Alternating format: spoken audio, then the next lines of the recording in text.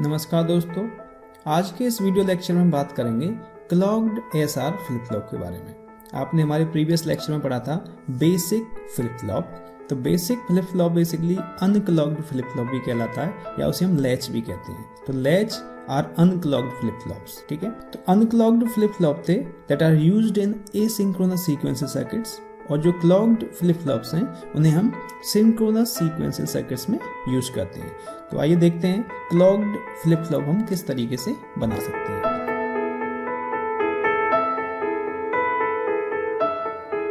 तो the clocked SR flip flop consist of the basic NAND latch, तो यहाँ पर बेसिक नैंड लैच होगा, and two other NAND gates, और दो एडिशनल नैंड गेट और हैं to provide clock pulse as shown in figure. तो ये बेसिकली क्लॉक पल्स प्रोवाइड करने के लिए। Clock pulse basically used for the synchronisation and act as additional control input. तो क्लॉक पल्स देने से हम सर्किट्स को सिंक्रोनाइज कर सकते हैं कि जैसे हम जब क्लॉक पल्स दें उसी समय ये सर्किट आउटपुट दे, ठीक है ना। तो इससे सिंक्रोनाइजेशन मिल सकता है और ये कंट्रोल इनपुट की तरह भी काम करता है कि जैसे सपोज यहाँ पर अगर हमने 0 अप्लाई कर दिया तो 0 अप्लाई करने पर ये दोनों इनपुट 1 हो जाएंगे, और जब ये दोनों इनपुट 1 हो जाएंगे तो उससे क्या होगा, आउटपुट में कोई चेंज नहीं होगा, नो चेंज। आपने देखा था जब दोनों इनपुट 1 हो जाते हैं तो नो चेंज आता है बेसिकली। तो आप इनपुट कुछ भी चेंज करते रहिए, यहाँ कुछ चेंज नहीं होगा, ठीक है ना। तो जब क्लॉक पल्स आप 1 करेंगे तो फिर ये जैसे आप इनपुट प्रोवाइड करेंगे उसके हिसाब से काम करेगा। तो ये कंट्रोल इनपुट की तरह भी काम करता है, ठीक है ना। तो मेनली इसका काम है वो सिंक्रोनाइजेशन के लिए। क्लियर है। तो जब एएसआर लैच आप बना रहे हैं, जो एएसआर फ्लिप फ्लॉप बना रहे हैं यूजिंग नैंड गेट बना रहे हैं, तो उस केस में जो क्लॉक पल्स दी जाएगी वो नैंड गेट के थ्रू दी जाएगी। तो यहाँ पर आप देखें पूरा फ्लिप फ्लॉप नैंड गेट की मदद से बना हुआ है। अगर इसे आप नॉर लैच की मदद से बनाएं, ये लैच है नैंड की बजाय अगर आपसे कहा जाए कि नॉर लैच का यूज करके आपको बनाना है, तो जो क्लॉक पल्स हम प्रोवाइड करते हैं उसमें नैंड गेट की बजाय हम एंड गेट यूज करते हैं, ठीक है ना। तो उसके लिए सर्किट कुछ इस तरीके से होगा। यहाँ पर लैच है वो तो नॉर से बनाया हुआ है, और जो क्लॉक पल्स हमने अप्लाई किया है वो एंड गेट से अप्लाई किया है, और इनपुट में भी फर्क आएगा, ऊपर आर और एस, क्योंकि लैच में भी ऐसा ही होता था, ऊपर लैच में आर होता था और एस होता था। क्लियर। तो ये डायग्राम का डिफरेंस आपको क्लियर होना चाहिए, बाकी टेबल एक जैसी आएगी इस केस में, ठीक है। तो जब आपको कोई ऑप्शन नहीं दिया है, सिंपल कहा है कि एएसआर फ्लिप फ्लॉप आपको समझाना है, तो आप सिंपली इसी को बनाएं, ठीक है।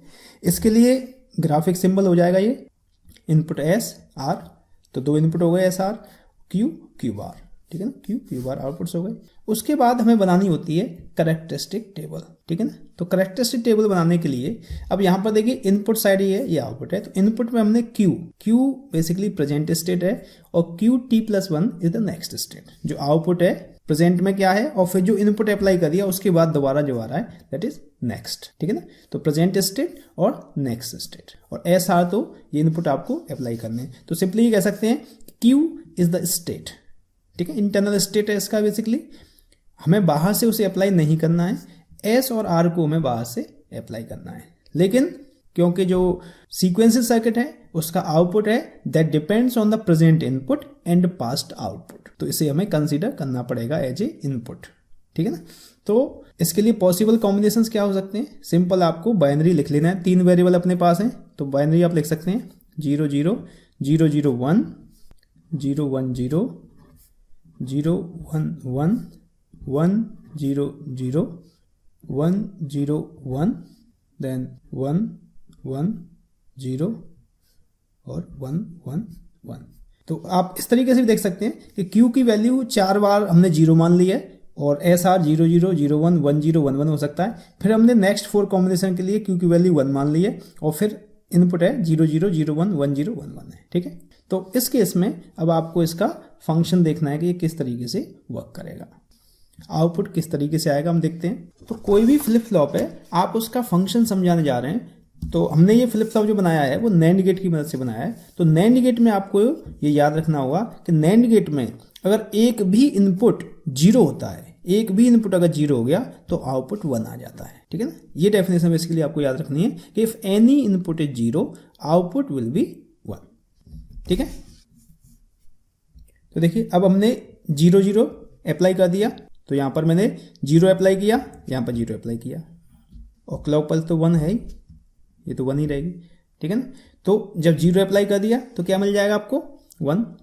अगर एक भी इनपुट 0 होगा तो आउटपुट 1 आएगा। अभी आपने देखा तो ये 1 हो गया और ये 1 हो गया, ठीक है। अब ये 1 1 हो गए।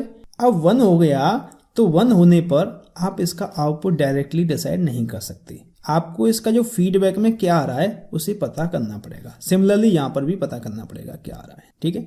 मान लीजिए जो Q था वो पहले मान लिया आपने कि ये 0 था, क्योंकि यहाँ पर देखें इस कॉम्बिनेशन में तो Q क्या है 0। सपोज इसके लिए मैं निकाल रहा हूँ तो Q 0 है कि नहीं, Q 0 है तो Q 0 मान लिया तो ये Q यहाँ पर आ जाएगा, Q इस जगह आ गया 0, ठीक है। तो अब 0 और 1 हो गया।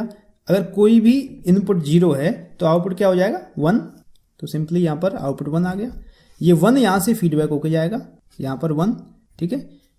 तो आउटपुट क्या आ जाएगा 0, आउटपुट 0 आ जाएगा, ठीक है।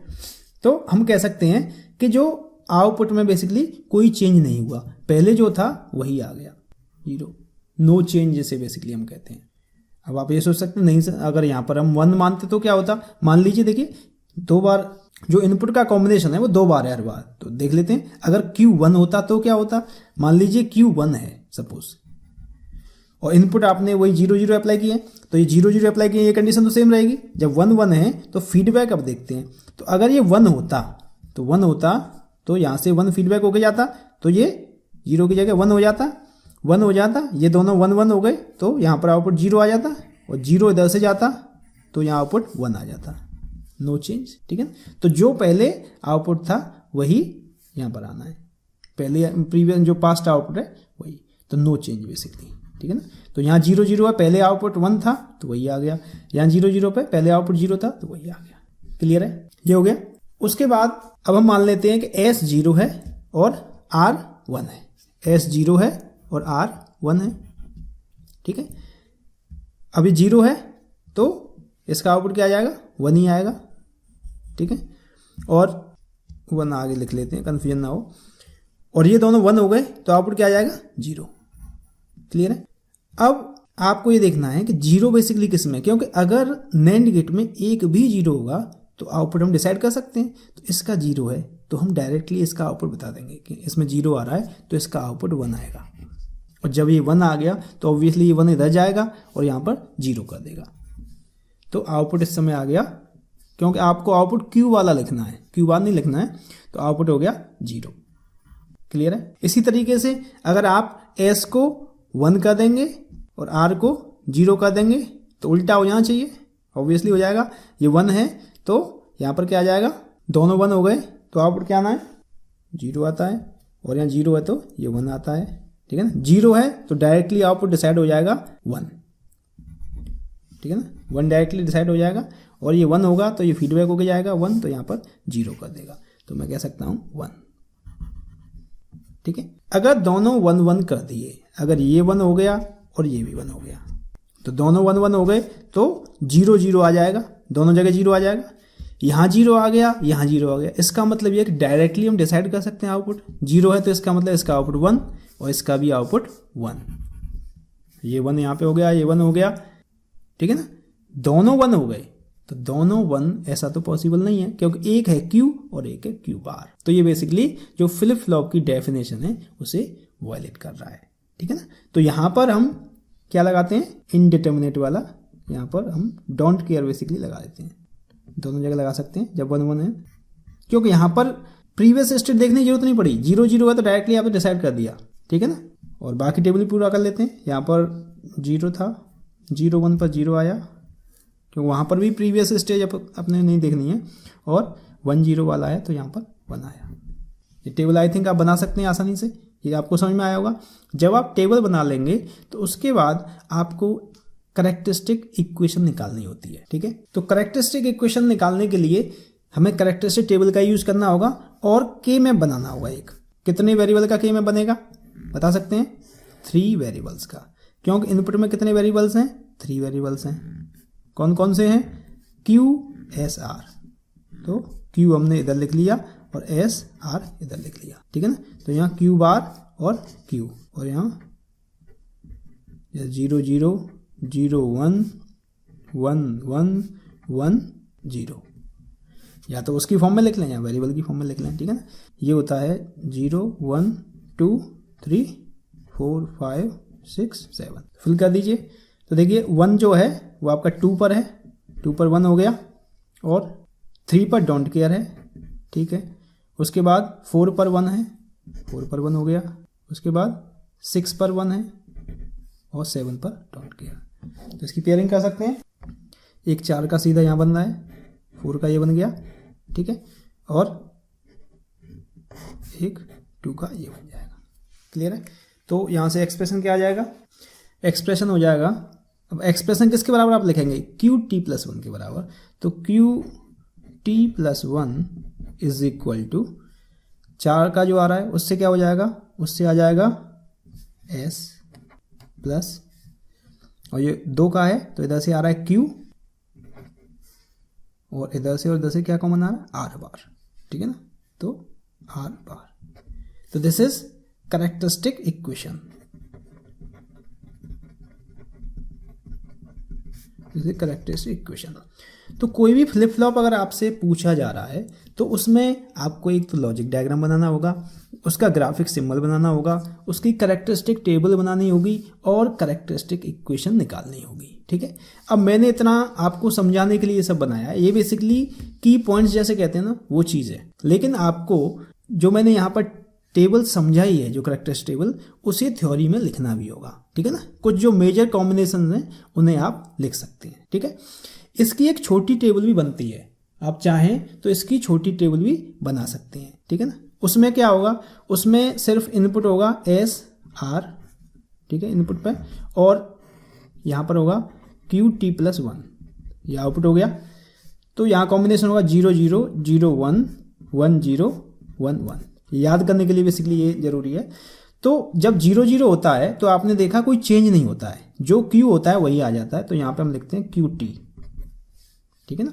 T प्रेजेंट स्टेट, T+1 कर दिया तो नेक्स्ट स्टेट, तो QT रहता है। Q अगर 0 था तो 0 आ गया था, और 1 था तो 1 आ गया था, ठीक है ना। जैसे QT जब SR 0 1 है, ठीक है ना, तो उस केस में आप देखें जो S की वैल्यू बेसिकली वही आती है। तो S की जो वैल्यू 0 थी तो वो आ गई 0 1 में, जो S की वैल्यू थी वही आ गई, तो ये 0 हो गया, ठीक है ना। यहाँ पे S की वैल्यू 1 है तो वो आ गया, और बाकी 1 1 में तो इनडिटर्मिनेट आता है, ये आ गया। तो ये छोटी टेबल हो गई, इससे बड़ी टेबल भी बना सकते हैं, उससे आप कैरेक्टरिस्टिक इक्वेशन निकाल सकते हैं। तो आई थिंक आप SR फ्लिप फ्लॉप आसानी से समझा सकते हैं, ये आपको समझ में आया होगा। Thank you.